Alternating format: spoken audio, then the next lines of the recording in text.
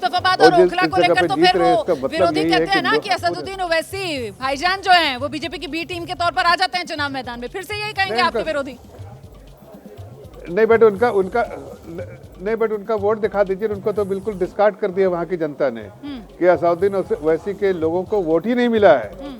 जो ये कांग्रेस के लोग कहते हैं कि उनके हैवी वेट जो बार बार इस्तेमाल करते हैं कि हमने अपने हैवी वेट को उतारा है, उनके हैवी वेट्स अगर ये हैं तो देखिए उनकी हालत क्या है। इतनी पस्ता हालत है कि 500, 400, 300 वोट में सिमट रहे हैं और असदुद्दीन ओवैसी की पार्टी को किसी ने सपोर्ट ही नहीं किया है। इससे समझ में आता है कि जो मोदी जी की गारंटी है उस पर विश्वास, वैसे इलाके में जहां पर हम नहीं जीतते थे उस पर भी मुस्लिम डोमिनेटेड इलाके में वो विश्वास लोगों का है और इसलिए जो उनको बेनिफिट मिलता है इससे उनको समझ में आता है कि हमारा विश्वास पहले गलत पार्टियों पे था, अब मोदी जी पे है और इसलिए वहाँ से भी हम जीतेंगे। और आज मैं आपको ये भी कहने जा रहा हूँ कि जैसे मुस्तफाबाद में हम 11-12 हज़ार वोटों से लीड कर रहे हैं, एक ट्रेंड है और एक इतिहास रचने जा रहा है ओखला सीट में और वहाँ भी हम कम से कम अभी 2200 सीट से आगे है, 2200 वोटों से आगे है। हम वहाँ पर कम से कम 10,000 वोटों से जीतेंगे, ये ऐसा मैं दर्शकों को ये बताती चलूं कि 2015 जब दिल्ली में सिर्फ 3 सीटें जीती थी बीजेपी ने, तब भी ये मुस्तफाबाद सीट थी जो बीजेपी के खाते में गई थी। और महत्वपूर्ण बात यहाँ पर सैयद जफर इस्लाम कह रहे थे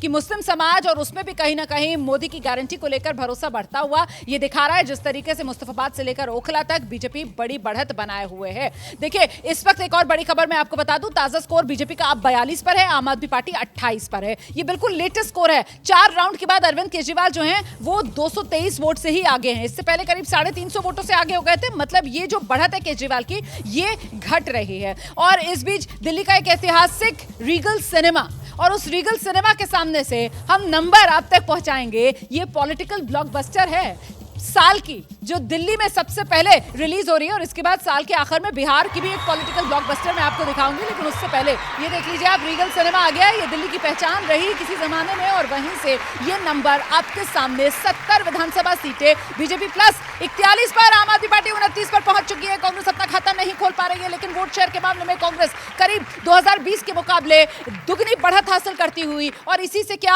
आम आदमी पार्टी का खेल बिगड़ रहा है, इसी से क्या बीजेपी जो है वो बढ़त बनाती हुई नजर आ रही है। देखिए जो आरक्षित सीटें हैं 12 रिजर्व सीट, उन 12 रिजर्व सीटों में भी 8 सीटें ऐसी हैं जिस पर बीजेपी इस वक्त बढ़त बनाए हुए है। और मत भूलिए आप, यही जो 12 रिजर्व सीट एससी आरक्षित सीटें, जो इन सीटों को जीतता है वही दिल्ली की सत्ता तक पहुंचता है। 2015 हो 2020 हो, सभी 12 की 12 आरक्षित सीटें, जिसमें मंगोलपुरी, जिसमें बवाना, ये तमाम सीटें जो है वो आम आदमी पार्टी ने जीती थी। और इस बार इनमें से 8 सीटों पर आम आदमी पार्टी और 4 पर बीजेपी आगे। तो अभी भी जो एससी वाली सीटें हैं वहां पर आम आदमी पार्टी की बढ़त बनी हुई है।